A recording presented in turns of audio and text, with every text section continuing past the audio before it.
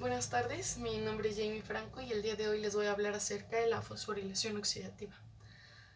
La fosforilación oxidativa funciona mediante los productos que se obtienen del ciclo de Krebs, que es el NADH y el FADH. Este proceso ocurre dentro de la mitocondria, específicamente en las crestas mitocondriales, en donde podemos encontrar una serie de complejos que nos van a servir para sintetizar ATP, que posteriormente lo voy a explicar. Pero también es importante que hablemos acerca de la matriz mitocondrial, el espacio intermembrana, que es esta parte café, y la membrana externa. Para empezar, tenemos que dar algunas características. Dentro de la matriz podemos encontrar hidrógenos y también en el espacio intermembrana tenemos hidrógenos.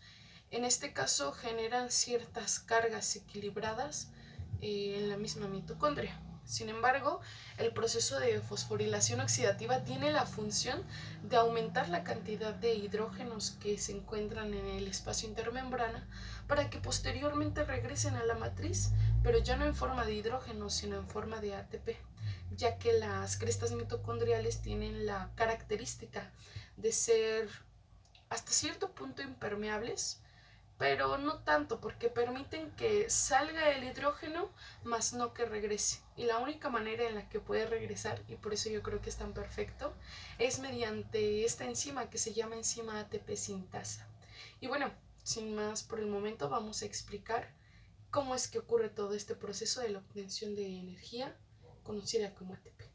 Sabemos que del ciclo de Krebs viene pues una molécula conocida como NADH y empieza a trabajar en el complejo 1. Y las moléculas FADH empiezan a trabajar en el complejo 2. Cada uno de estos complejos tiene sus nombres. El complejo 1 se conoce como NADH deshidrogenasa, el complejo 2 como succinato deshidrogenasa, el complejo 3 como citocromo reductasa y el complejo 4 como citocromo oxidasa. Y como habíamos dicho, la enzima ATP sintasa. En este caso, voy a quitar estos nombres para que no haya tanta información. En este caso ocurre todo este transporte de energía que son los protones que están en la matriz hacia el espacio intermembrana gracias a la donación que estos dos elementos dan de sus electrones. El NADH da sus electrones al complejo 1, el FADH da sus electrones al complejo 2 y de esta manera se da la cadena de transporte de electrones que va a permitir posteriormente la quimiosmosis. En este caso vamos a hablar de algo importante, que es las características que hay en el complejo 1 y en el complejo 3. El complejo 1, al obtener energía del NADH, permite que 4 protones pasen hacia el espacio intermembrana. Y el complejo 3 permite de igual forma que 4 protones pasen al espacio intermembrana. Entonces, el proceso es así: el NADH da sus electrones al complejo 1, pasa por el complejo 2, ocupa a una enzima que se llama coenzima Q, que hace que los electrones pasen de este complejo 2 hacia este complejo 3, donde se liberan 4 electrones, y luego ocupa otra vez a una especie de enzima que se conoce como citocromo C, que transfiere estos electrones hacia el complejo 4. Esa es la función. Y este complejo 4 de igual forma libera energía, sin embargo que tiene una característica especial. Estamos hablando de que se están liberando 4 hidrógenos hacia el espacio intermembrana, pero en el complejo 4 únicamente se transfieren 2 hidrógenos. Y vamos a ver por qué.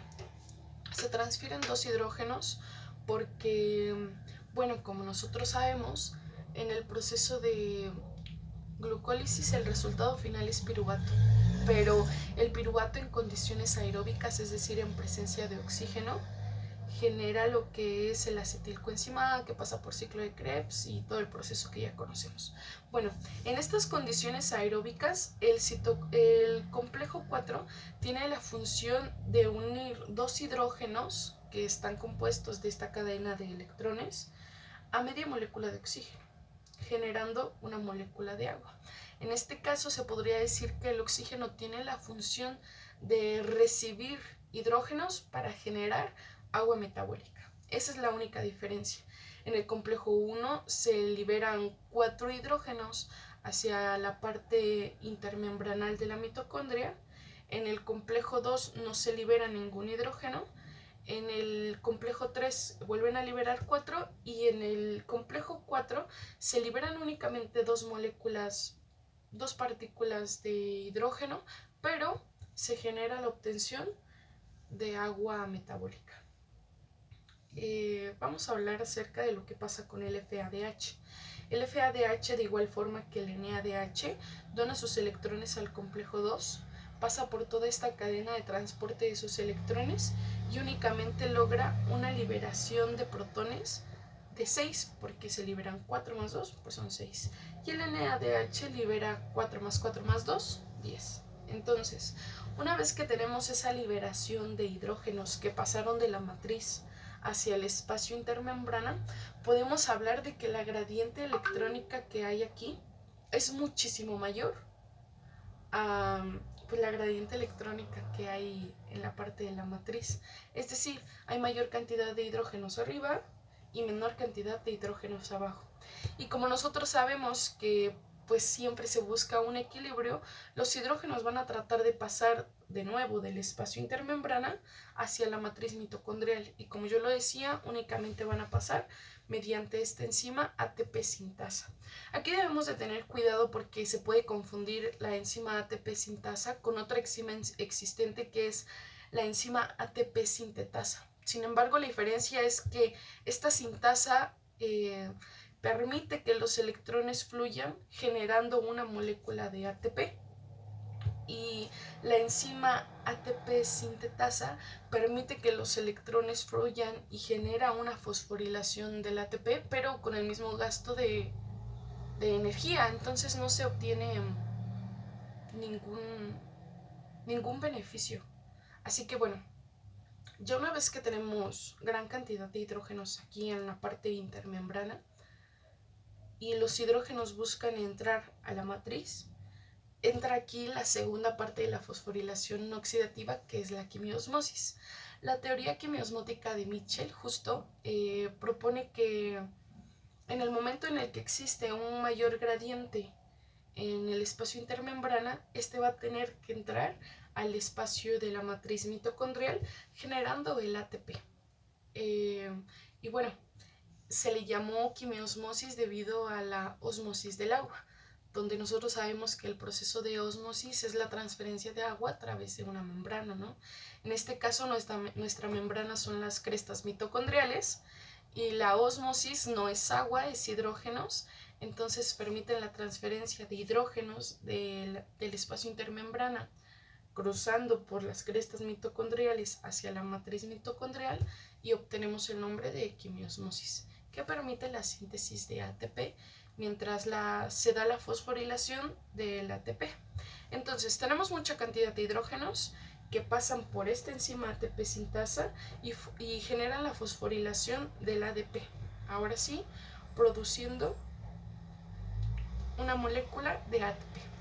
Ahora, si aquí les estoy hablando de números, que es 4 hidrógenos y 2 hidrógenos, también hay una cantidad de hidrógenos necesarios o requeridos por la enzima para producir una molécula de ATP. En este caso, la enzima ATP sintasa necesita de 4 hidrógenos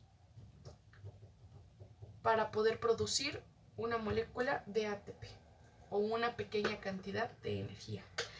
Y entonces así podemos llegar a la conclusión de que un NADH tiene la capacidad de producir 4 más 4 más 2, 10 hidrógenos. Este NADH tiene la capacidad de producir 10 hidrógenos. Por otro lado, el FADH tiene la capacidad de producir 4 más 2, 6 hidrógenos. Y si nosotros sabemos que la enzima ATP sintasa necesita de 4 para producir una molécula de ATP, podemos decir que el NADH puede producir 2.5 ATP y el FADH puede producir 1.5 ATP. Pero en términos generales, pues se dice que el NADH produce 3 moléculas de ATP y el FADH produce únicamente 2 moléculas de ATP.